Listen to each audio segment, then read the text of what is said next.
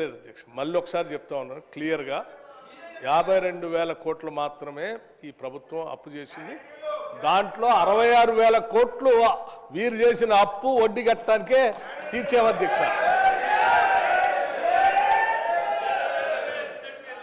వీరు చేసిన అప్పుకి ప్రిన్సిపల్ అమౌంట్, వారు చేసుకొచ్చిన అప్పు ప్రిన్సిపల్ అమౌంట్కి ఆ వడ్డీకి కలిపి 66,000 కోట్లు మేము ఈ 10-11 నెలల్లో కట్టాము అధ్యక్ష. ఒకసారి ఆలోచన చేయండి, ఈ రాష్ట్ర విభజన జరిగినప్పుడు సంవత్సరం మొత్తానికి అప్పులు, ప్రిన్సిపల్ అమౌంట్, లేకపోతే ఇంట్రెస్ట్ అన్నీ కలిపి సంవత్సరం మొత్తానికి 6,400 కోట్లే అంత ఉండే కట్టడానికి.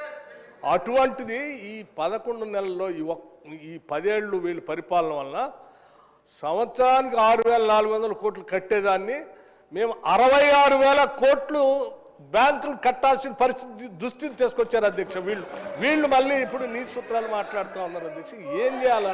ఇంకా ఇన్ని సత్యదూరమైన మాటలు మాట్లాడితే ఎట్లా? ఇంకో మాట చెప్తా ఉన్నారు అధ్యక్ష, చాలా బిల్లులు పెండింగ్ ఉన్నాయి.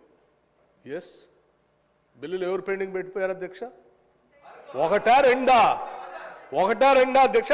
40,000 కోట్ల రూపాయలు, 40,000 కోట్ల రూపాయలు పెండింగ్ పెట్టిపోతే మీరు తెచ్చిన అప్పులకి వడ్డీ అసలు 66,000 కోట్లు ఆ అప్పుకి డబ్బులు కడుతూ మీరు ఈ పెట్టిపోయిన 40,000 కోట్ల బిల్లులు పెండింగ్ కూడా డబ్బులు కట్టుకుంటూ వస్తూ ఉన్నాం. అర్థమైంది? ఆ అప్పు వడ్డీ 66,000 కోట్లు ఆడగట్టాము. ఇక్కడ అధ్యక్ష